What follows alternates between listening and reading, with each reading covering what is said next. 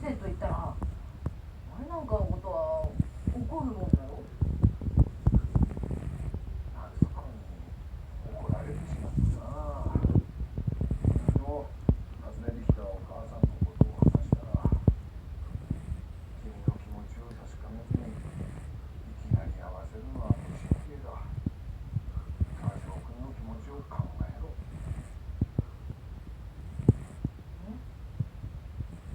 それに君と今暮らしてらっしゃるお母さんな、綺麗な方だ。綺麗。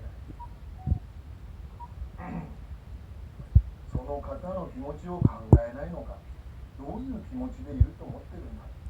そして熊君は両方のお母さんの間で板挟みになってどれだけ辛いと思ってるんだ。確かにその通りだ。熊君、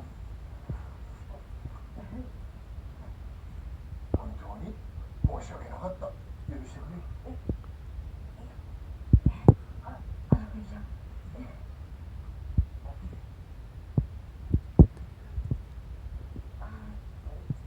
ちらこそすみません。うんうんパン食べる。